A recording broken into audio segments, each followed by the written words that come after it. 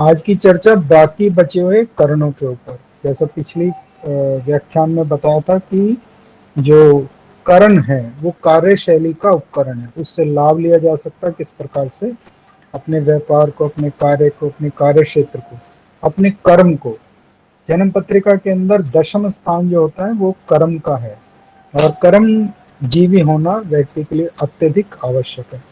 तो यदि कोई भी व्यक्ति अपने कार्य को, मुझे क्या करना चाहिए, क्या मेरे लिए और अधिक उचित रहेगा, जैसे पीछे व्याख्यान में आप लोगों के साथ, सभी के साथ साझा किया था कि यदि अगर कोई व्यक्ति किसी ठंडे प्रदेश के भीतर निवास करता है, तो वहां पे वो एसी ठीक करने का काम कैसे कर पाएगा? वहां पे उसके पास बहुत अधिक तो इस चीज का काम मिलेगा नहीं, हो सकता है ना भी मिले। इसी प्रकार से कोई व्यक्ति यदि गर्म उष्ण प्रदेश के अंदर, गर्म प्रदेश के अंदर रहता है, तो वहाँ उसको आप ये समझिए कि जो और अधिक ऊर्जा उत्पन्न करने वाली वो है, गर्मी उत्पन्न करने वाली वस्तुएं, उसका कार्य कहाँ से मिलेगा? इसी कारण से जो जन्म पत्रिका, जो जन्मांग हमें प्रदान कर रहा है जन्म के समय पे, यदि हम उन घटकों को, उनकी चीजों को अपने जीवन में प्रयोग करते हैं, तो जीवन में अत्यधिक लाभ प्राप्त हो सकता है। ये हो सकता है कि धारा के विपरीत बहने से हम आप सब लोग विजेता बन जाएं, लेकिन इस बात का ध्यान रखिएगा कि धारा के विपरीत बहने से ऊर्जाएं भी बहुत अधिक नष्ट होती हैं, और साथ ही साथ धारा के विपरीत बहने से जिस कार्य को करने में आपको एक अवसर लगना चाहिए, उस कार्य को पूरा करने के लिए कई कई बार दो तीन और कई कई बार पुनः पुनः अवसर प्रदान करने होते हैं, तब जाके आप धारा के विपरीत जाके कोई कार्य कर पाते हैं। तो यदि मेरे पास जैसी परिस्थितियां हैं, यदि मैं उनसे लाभ ले सकूं, तो मेरी प्राथमिकताएं ये होनी चाहिए। जैसे हम लोग कहीं भी रहते हैं, किसी भी स्थान पर रहते हैं, वहाँ की भौगोलिक वर्तमान स्थिति क्या है, उसी प्रकार से जन्म पत्रिका भी किसी को इंगित कर रही है कि करण आपके व्यापार को, अपने कर्म को, अपने कार्य को किस प्रकार से प्रयोग करने का आपको निर्देश देगी। आज बाकी बचे हुए कर्णों के ऊपर व्याख्या को आरंभ करते हैं। वणिज नामक करण से आज की व्याख्या को आरंभ करते हैं। वणिज का अर्थ वाणिज्य है, व्यापार है। यदि वणिज का अर्थ व्यापार और वाणिज्य है, तो इसका अर्थ ये क्या हो गया कि ऐसे व्यक्ति व्यापारिक गतिविधियों में जुड़े रह सकते हैं, व्यापारिक गतिविधियों से संबंधित कोई ना कोई काम कर सकते हैं उसके अंदर। तो वणिज का अर्थ हुआ व्यापार, और इसके अधिपति देव, हर, जैसे मैंने बोला था, हर करण के एक अधिपति देव भी हैं। तो इसके अधिपति देवी हैं। देवी कौन है? लक्ष्मी। तो देवी लक्ष्मी वणिज नामक करण की अधिपति देवी है। अब ये क्या प्रदान करता है ये करण? ये व्यापारिक बुद्धि देता है, व्यापारिक कार्य कुशलता देता है, व्यवसाय देता है, दास्ता ना देके, अर्थात नौकरी ना देके व्यापारिक गतिविधियों को ज्यादा जोड़ता है। प्रशिक्षण भी देता है, सिखाने की कला भी देता है। ऐसे व्यक्ति अच्छे प्रशिक्षण दाता हो सकते हैं, अच्छे व्यक्ति सिखाने के उनके अंदर योग्यता हो सकती है। और मूल रूप से प्रशिक्षण भी किसका देंगे, ट्रेनिंग भी किसकी देंगे? जो व्यापारिक गतिविधियों को आगे बढ़ाए, जैसे कि बिजनेस, जो व्यापार है उसको किस प्रकार से आगे बढ़ाए, ऐसे टीचर्स ऐसे हो सकते हैं। अभी आप देखेंगे कि जो आपकी एमबीए कराने वाली संस्था है, मास्टर ऑफ बिजनेस एडमिनिस्ट्रेशन, वो अपने आप में व्यापारिक कला को ही तो सिखा रही है शिक्षक छात्रों को। तो इसका अर्थ ये हुआ कि जो वणिज नामक करण है उसके अंदर व्यापार को सिखाने की कला, व्यापार को प्रशिक्षण की कला, या व्यापार से जुड़ने की कला। अब जैसे बहुत सारे बच्चे, नई युवा पीढ़ी शेयर से संबंधित कोर्स करते हैं, उनका एक थोड़े समय का कोई कोर्स है, विद्या है, जिसको वो अर्जित कर लेते हैं, और फिर वो शेयर्स के माध्यम से अच्छा धन उपार्जन करते हैं। तो इससे अर्थ क्या निकलता है? इससे अर्थ ये निकला कि जिन लोगों के जीवन में वणिज नामक करण में जिनका जन्म हुआ, उनके अंदर व्यापारिक बुद्धि होगी, व्यवसाय होगा, और व्यापार सिखाने की उनके अंदर कला भी होगी। व्यापारिक संस्थाओं के साथ मिलकर लाभ भी कमा सकते हैं। साथ ही साथ हर कार्य के अंदर इनकी बुद्धि व्यापारिक तरीके से सोचती, विचार विमर्श करती है। व्यापार बढ़ाने के तरीके भी ये इस्तेमाल करते हैं, जैसे मैंने बोला एमबीए से इसका सीधा संबंध भी आता है। और अध्यापन भी ऐसा देते हैं अध्यापक अगर होंगे तो, जिससे जैसे कि जो एक विषय है अर्थशास्त्र, तो ये विषय मूलतः अर्थोपार्जन का ही है, इकोनॉमिक के ऊपर जो बना हुआ है, इकोनॉमिक्स के अंदर। तो ये भी एक वाणिज्य नामक करण से सीधा और प्रत्यक्ष और परोक्ष रूप से इसका संबंध रखता है। भौतिक संपदा के लिए प्रशिक्षण दिया जाता है इसके अंदर, या इन लोगों की जो मानसिक वृत्ति है वो इसी तरफ चलती रहती है कि कैसे लाभ लिया जाए, कैसे लाभ कमाया जाए। अब इससे क्या हानि हो सकती है और क्या इससे लाभ लिया जा सकता है। यदि व्यापारिक गतिविधियां जीवन में वाणिज्य नामक करण उत्पन्न है और व्यक्ति के अंदर बुद्ध, जन्म पत्रिका के अंदर बुद्ध भी बली है, तो इस व्यक्ति के अंदर व्यापारिक कला कौशल परिवार में भी आने लग जाएगी कि मैं कोई संबंध किसी से बना रहा हूँ, उसको निभाने का प्रयास कर रहा हूँ, तो मुझे क्या लाभ है। तो इससे कहीं ना कहीं जाके जो पारिवारिक सामंजस्य है वो बिगड़ सकता है। तो पहला इसमें सूत्र क्या बना कि हर जगह व्यापारिक प्रवृत्ति ना अपनाएं, और जहां आपके अंदर व्यापारिक चतुराई है, मतलब कोई भी छुपा हुआ सूत्र उस पत्रिका को उस तरफ लेके जाता है। तो जिनका व्यापार वाणिज्य नामक करण है, वो जीवन के अंदर मधुरता बनाए रखने के लिए प्रयास ये करें कि हर समय पे व्यापारिक प्रवृत्ति ना अपनाएं। या ऐसे व्यक्ति जो बिल्कुल ही व्यापार से विमुक्त हैं, तो उनको कोशिश करना चाहिए, प्रयास करना चाहिए कि वो व्यापारिक गतिविधियों के साथ जुड़ेंगे तो उनको अत्यधिक लाभ प्राप्त होगा। अपनी छवि को ना बिगड़ने दे, इस कारण से कि उनको व्यापार ही समझ आता है। और इसमें उपाय क्या बनता है, देवी लक्ष्मी का चित्र अपने व्यापार स्थान पे रखें, और अपने व्यापार के लिए देवी लक्ष्मी का पूजन भी किया जा सकता है। साथ ही साथ वो कौन सा चित्र होना चाहिए, वो वरद मुद्रा जिसमें आशीर्वाद मुद्रा कही गई है, उस चित्र का अपने व्यापार के स्थान पे प्रयोग कीजिएगा। तो छुपा हुआ सूत्र इसमें बनता है कि अधिक ज्यादा व्यापारी ना बने, और जहां व्यापार की आवश्यकता हो व्यापारी जरूर बने। अपना कार्य, अपना रोजगार व्यापारिक संस्थाओं के साथ काम करें, ट्रेड हाउसेज के साथ अपना अगर काम करेंगे, खुद का व्यवसाय अगर करेंगे, तो जीवन के अंदर ये बहुत लाभ कमाएंगे। या ऐसे जिनका वाणिज्य नामक करण है, वो व्यापार की शिक्षा ले लेते हैं, इकोनॉमिक्स पढ़ लेते हैं, अर्थशास्त्र पढ़ लेते हैं, एमबीए पढ़ लेते हैं, तो उनके लिए बहुत ही लाभकारी रहेगा। व्यापारिक प्रशिक्षण पढ़ लेते हैं, मतलब वो ऐसे अध्यापक हो जाएं जहाँ पे व्यापार पढ़ाया जाता है, तो बहुत ही ज़्यादा इसमें लाभकारी रहेगा। ये हुआ हमारा वाणिज्य नामक करण। इसके बाद हम करण पढ़ेंगे कौन सा, विष्टि नामक करण, या विष्टि नामक करण के व्याख्यान के ऊपर आते हैं। विष्टि मूलतः अगर आप देखेंगे तो ये बड़ा प्रचलित है। विष्टि है भद्रा। यदि ये भद्रा है तो स्वाभाविक है कि इसके अंदर व्यक्ति के ऊपर जो इसका कहा गया है, वृष्टि भार का, वजन का और भार साधने का प्रतीक कहा गया है। एवं इसके जो देवता हैं वो यमराज हैं। तो जिनका कार्य ही है समय पूरा हुआ, अब इनका समय को पूरा कर दीजिए। वृष्टि नामक करण भद्रा को भी एक रूप है, और साथ में इनके ऊपर कर्तव्य इतने होते हैं, भार इतने होते हैं कि ये जीवन में अक्सर यदा कदा अपने जो जीवन का आनंद लेना चाहिए उससे कई बार दूरी वंचित रह जाते हैं। क्यों कि यदि अत्यधिक जिम्मेदारियां, भार, कर्तव्य व्यक्ति के ऊपर पड़े रहेंगे, तो वो व्यक्ति फिर जीवन का आनंद कैसे ले पाएगा। और धीरे धीरे इनकी मनोवृत्ति और इनकी सोच भी इस प्रकार से बन जाती है कि लोग इनका लाभ भी बहुत लेते हैं।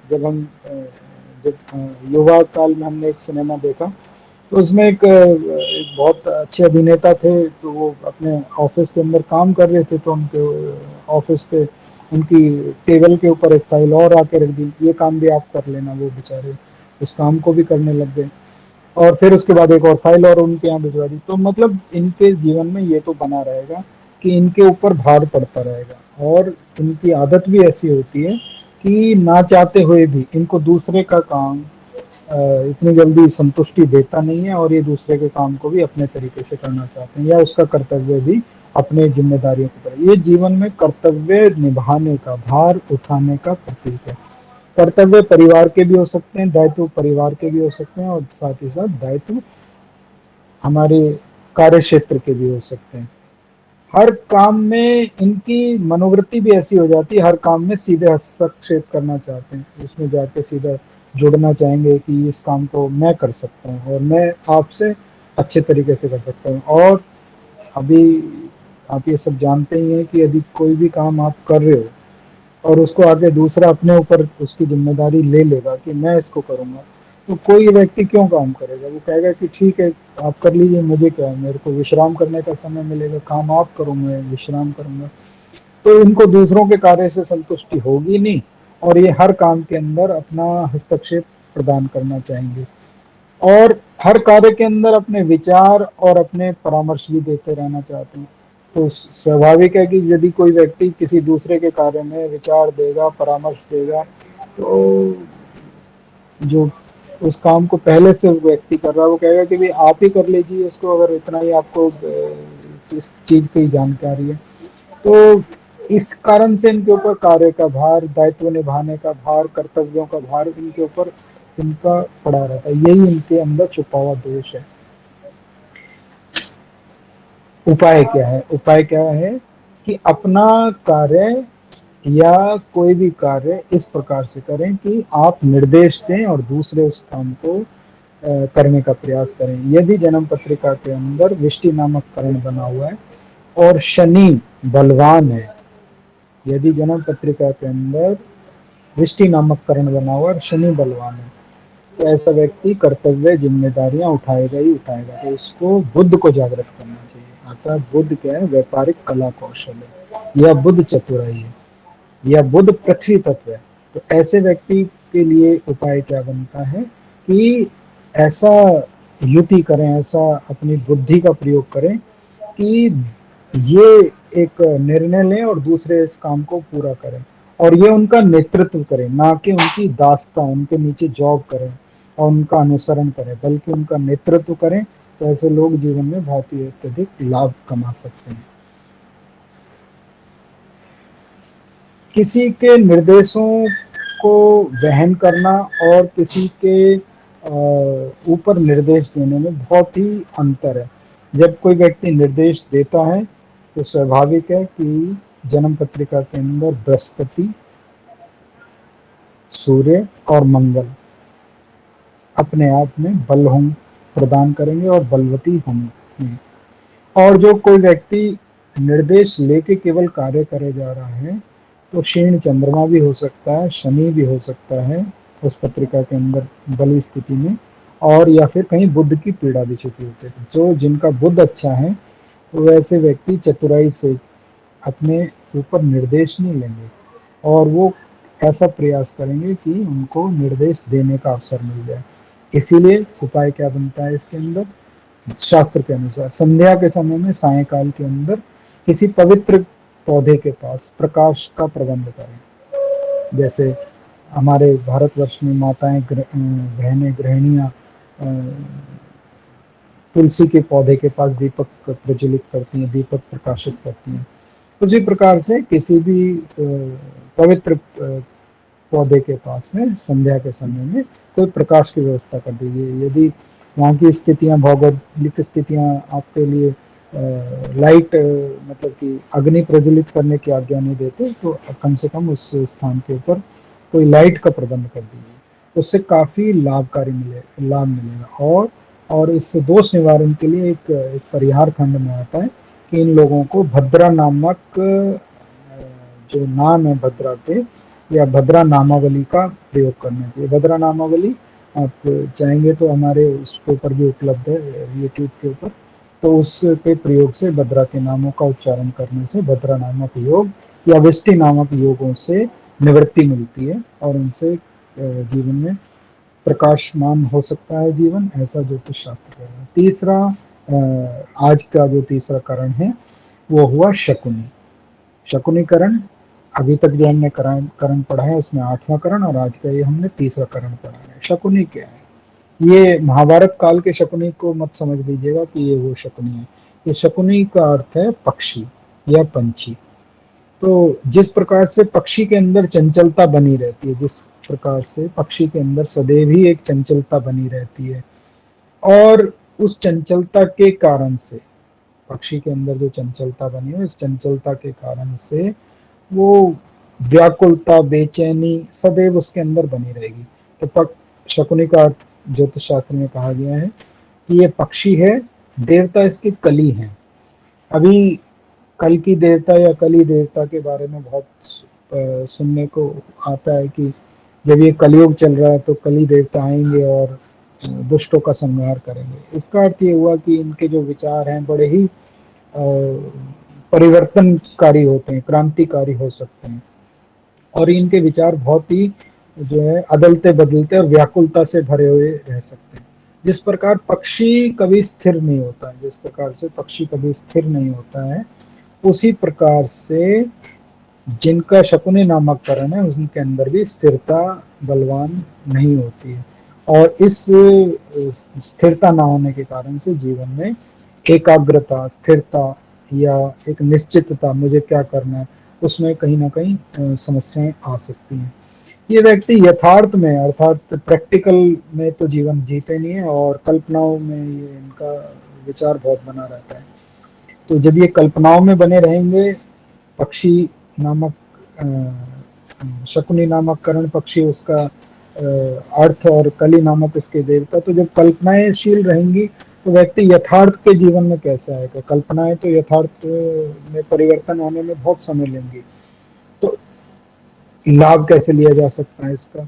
लाभ लिया जा सकता है इसमें कि जो कल्पनाशीलता है, अब यहाँ पे देखिए बहुत ही रोचक और बहुत ही आपके लिए, हमारे लिए, सबके लिए एक बहुत ही सुखद परिणाम देने वाला भी ये शकुनी नामक करण है कि जब कल्पनाएं हैं तो ज्योतिष भी ग्रह नक्षत्रों के अंश कला विकला को जोड़ के, कल्पनाशीलता के साथ में जोड़ के उससे भविष्यवाणियों का निर्माण करना है या भविष्य के बारे में परामर्श देना है। तो जिनको शकुनी नामक करण है वो कल्पनाशीलता अर्थात कविता लिख सकते हैं, ज्योतिष का ज्ञान हो सकता है, शकुन शास्त्र ऐसे चीजें जिनके द्वारा ये देखा जा सके कि ये शकुन हो जाएगा या अक्षकुन हो जाएगा, उनके बारे में बताया जा सकता है इन लोगों के माध्यम से। मौसम के बारे में, पर्यावरण के बारे में, ऋतुओं के बारे में पूर्वानुमान, इस बार अधिक वर्षा होगी, ऐसा ये सब कर सकते हैं। यदि हम इस क्षेत्र को छोड़ के दूसरे क्षेत्र के ऊपर विचार करें तो बहुत सारे आज युवा वर्ग जो हैं वो शेयर ट्रेडिंग वगैरह के अंदर विश्वास रखते हैं और कार्य करते हैं और लाभ भी कमाते हैं। इनकी इनकी मेध, इनकी बुद्धि इतनी तार्किक हो सकती है, कल्पनाशीलता की उड़ान इसका जो है इतनी अच्छी हो सकती है कि ये पहले से एक प्रकार का अनुमान लगा सकते हैं कि इस शेयर का भाव बढ़ेगा तो इसको और अधिक बढ़ा सकते हैं इसी प्रकार से। तो अनुमान लगाना, कल्पनाशीलता, ये इसके साथ जुड़ा हुआ है। क्योंकि ये पक्षी है तो यात्राएं, यात्राएं कौन सी? हवाई यात्राएं, अर्थात हवा से संबंधित कार्य, हवाई यात्राओं से संबंधित कार्य। अब ये कहना कि इसमें सीधे पायलट बन जाएंगे या फिर हवाई जहाज से, हवा से संबंधित किसी भी प्रकार के कार्यों को जोड़ते चले जाइए। उस हवा से संबंधित कार्य के अंदर पंखा तक भी आता है जिससे हवा का बहना बना हुआ है, और उस हवा के संबंधित कार्य के अंदर एयरक्राफ्ट इंजीनियर्स भी आते हैं। तो हवा से संबंधित कार्य इनको लाभ देंगे, कल्पनाशीलता इनको लाभ देगी, ऐसा इसके अंदर शकुनी नामक करण के अंदर छुपा हुआ सूत्र बना हुआ है।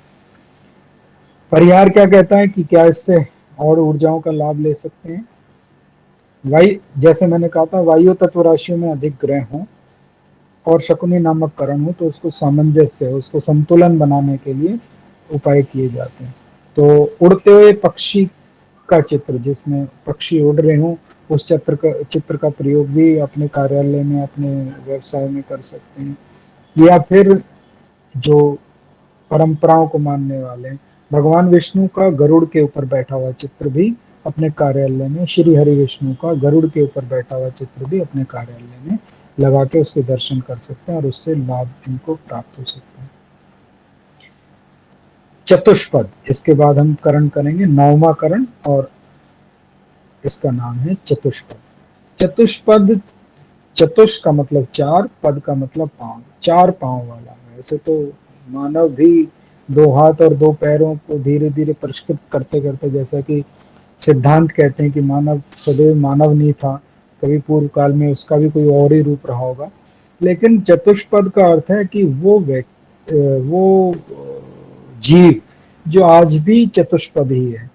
मतलब हो सकता है मानव के होने के बाद भी उसके अंदर जो प्रवृत्तियां हैं वो चौपाई जैसी हैं। तो चतुष्पद को कहा गया है चौपाया। और इसका जो अर्थ बताया गया है चतुष्पद का, वो चौपाया, और इसके देवता हैं, देवता मतलब हर उसके करण के देवता हैं, तो इसके देव राक्षस हैं, मतलब अधिपति देव इसके राक्षस हैं। और ये तामसिक प्रवृत्तियों को बताता है, राक्षसी प्रवृत्तियों को बताता है, पशु तुल्य आदतों को बताता है। राक्षसी प्रवृत्तियों को कहने से थोड़ा सा मन में भय भी उत्पन्न हो सकता है राक्षस, लेकिन जो अपनी रक्षा करना जानता है या सदैव जिसको अपनी रक्षा की बारे में चिंता बनी रहती है, तो वो राक्षस है, ऐसा समझना चाहिए। केवल इसको नकारात्मक तरीके से ना समझे कि भाई राक्षस का अर्थ कोई जो रक्षित ही रक्षतम, जो अपनी रक्षा करना जानता है वो राक्षस है।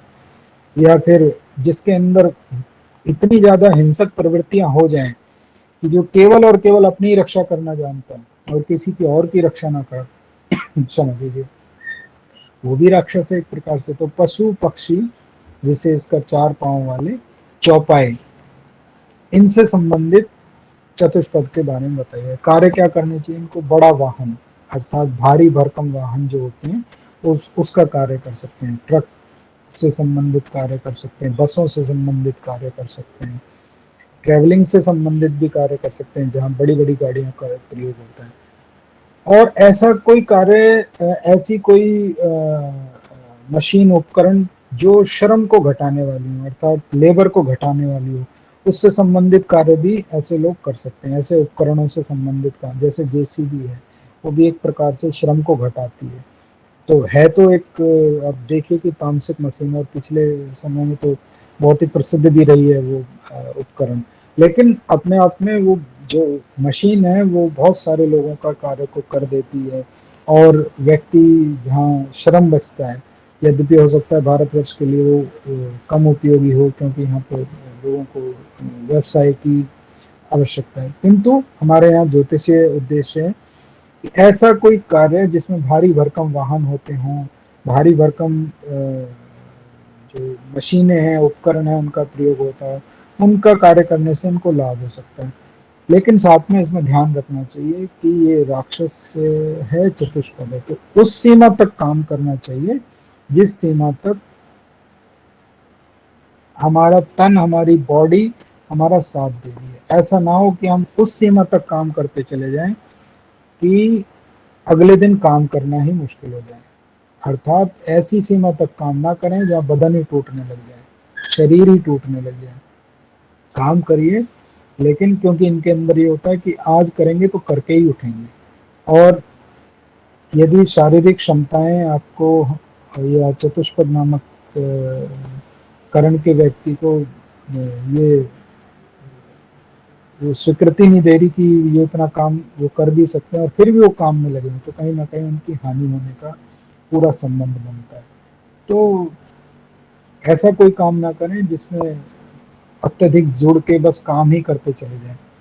इसके लिए हर काम को तमस के रूप में ना करें कि मुझे करना ही करना है, हर काम को आनंद के रूप में करें जिससे इनको लाभ प्राप्त होगा। और लाभ के लिए चतुष्पद नामक करण में उत्पन्न व्यक्ति के लाभ के लिए अश्व का, घोड़ों का चित्र अपने कार्यालय में प्रयोग करना चाहिए।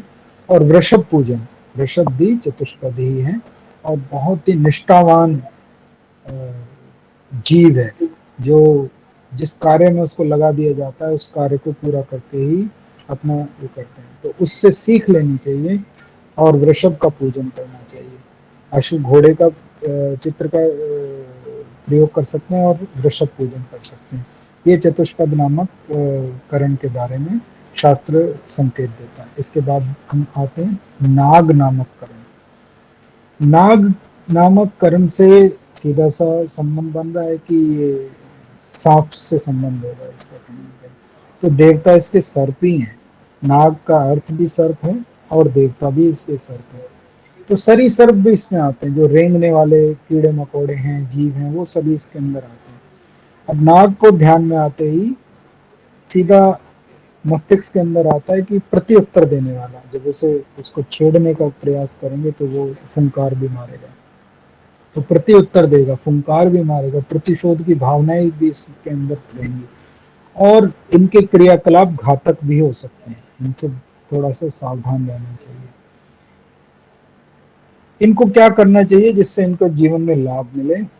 पहली बात, किसी के प्रति लंबे समय तक रोष ना पालें, प्रतिशोध ना पालें। प्रतिशोध को पाल के रखेंगे तो विष बनेगा, क्योंकि नाग के अंदर विष होता है। और सदैव ही नम्र रहने का प्रयास करें और उसी प्रयास से आपके कार्य सफल हो जाएंगे। उसके कार्य से क्रोध पे नियंत्रण रखें। अब आप ये देखिए कि जो दो प्रजाति हैं सरीसृप की, एक है अजगर और एक है सर्प। अजगर को पकड़ना थोड़ा कठिन कार्य है और अजगर यदि किसी को अपने बंधन में ले ले तो उससे छुटकारा पाना भी बहुत कठिन है और बहुत शक्तिशाली भी होता है। लेकिन सर्प के केवल फन को पकड़ना है और वो नियंत्रण में भी आ सकता है। इसलिए क्या कहा गया है इसके अंदर कि इतनी अधिक प्रतिशोध ना पाले, एकदम से पकड़े जाएं और अपना ही नुकसान कर लें। इसी के अंदर छुपे संकेत है। क्या करना चाहिए? रसायन, ऐसे पदार्थ जिनके द्वारा विष उत्पन्न होता हो, जिनके द्वारा, क्योंकि सर्प जो होता है वो कीड़े मकोड़ों को खा के जीवित रहता है, तो ऐसे कार्य जिसमें जो चीजों को नष्ट करने वाले किसी प्रकार की त्रुटि पैदा करने वाले जो कीड़े मकोड़े हैं उनको नष्ट करने का काम हो, जैसे कि पेस्ट कंट्रोल होता है, उसको कर सकते हैं। जमीन की उर्वरक शक्ति को समाप्त करने वाले जो कीड़े मकोड़े उनको समाप्त करने के लिए भी इसका प्रयोग हो सकता है। तो जीवों पे दया करनी चाहिए, शिव का पूजन करना चाहिए और नाग रूपी देवता की पूजा करनी चाहिए इसके लिए। ये कहा गया है नाग नामक करण के ऊपर। तो इसमें छुपे संकेत क्या बने? प्रतिशोध को एकदम से उजागर न करें और अपने कार्य के प्रति हर वक्त एक रोष या क्रोध ना पालें, अन्यथा कहीं ना कहीं नुकसान हो सकता है। साथ में सर्प देवता का पूजन करें या सर्पधारी जीव जिसने गले में डाल रखा है, तो अपनी मान्यताओं के अनुसार उसका भी आप प्रयोग कर सकते हैं। इसके बाद आता है आज की व्याख्या का और इस पूरे करण के व्याख्या का अंतिम करण, किस्तुघन। आचार्यों से जब इस करण के बारे में पढ़ रहे थे, सीख रहे थे, तो उन्होंने इसके बारे में एक बड़ी रोचक बात बताई है। कहते हैं कि जैसा इसका नाम है वैसे इसका कार्य होता है। किसको धुनु, हंस पड़े वो इस बात को लेकर। लेकिन किस्तुघन का अर्थ होता है वचन को तोड़ने वाला। ये वचन निभाने वालों में नहीं होते, इनके किए गए वचन पूरे नहीं हो पाएंगे। क्यों? क्योंकि इसके देवता वायु देवता है। तो पवन तो सदैव बहती रहेगी और वो किसी के बंधनों में कहाँ रह सकती है। वायु की दिशा से अपने कार्यों को बदलने वाला, ऐसा किस्तघन नामक करण के बारे में कहा गया है। तो आप इनको बहुत ज्यादा विश्वास नहीं कर सकते कि ये जो आज कह रहे हैं इस बात के ऊपर अपने पूरी बात को आगे लेके चल पाएंगे। तो इसमें क्या करना चाहिए? अच्छे कार्य जिससे बन जाए इनके, अपने वचन पे बने रहें, अन्यथा धीरे धीरे जो किस्तुघन नामक करण है वो नकारात्मकता उत्पन्न करेगा। अपने वचन पे बने रहे, अपने वचन को पूरा करने का प्रयास करें, जिससे कि व्यापार में आपकी साख बनी रहे, समाज में आपकी साख बनी रहे। और सदैव, क्योंकि इसमें कहा है ये किसी को थैंकलेस पीपल भी एक जगह इसको कहा गया, अर्थात ये किसी के कृतघ्न नहीं हो सकते, किसी का धन्यवाद इनके अंदर से नहीं आता है। ये कह सकते हैं कि ये तो इनका कर्म था, इन्होंने कर दिया, मेरे को इससे क्या हो गया, नई बात क्या है इसमें। एक जगह और भी कहा गया है कि यदि पंचमेश लगन में हो, ऐसा मैंने देखा भी है, ये तो हो है कि पंचमेश यदि लगन में हो तो व्यक्ति बहुत ही निपुण होता है, बहुत ही तीक्ष्ण बुद्धि होता है, लेकिन कहीं कहीं उसको कहा है थैंकलेस पीपल, मतलब ये किसी को धन्यवाद करना नहीं जानते, उनका अपना कार्य है तो जुड़े हैं और अपना कार्य समाप्त हो गया तो फिर आगे निकल गए। तो इसी प्रकार से किस्तगुण नामक कर्म के अंदर भी आता है।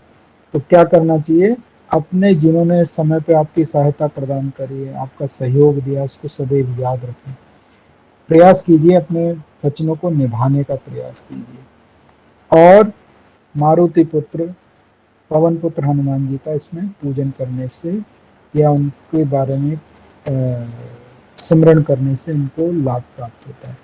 तो आज के जो हमने पूरे व्याख्या जो करी आप लोगों के साथ, वो किस्तुघन नामक करण तक करी है, और इस किस्तुघन नामक करण तक की व्याख्या में जो आप अपने जन्मांगों पे लगा के देखेंगे तो उसके बारे में मुझे साझा कीजिएगा, और देखते हैं इसके परिणाम किस प्रकार से मिलते हैं। क्योंकि जीवन में जो लिखा हुआ है, जो कहीं पे अंकित है, उसी के द्वारा लाभ लिए जा सकते हैं। आज की चर्चा को यहीं विराम देते हैं।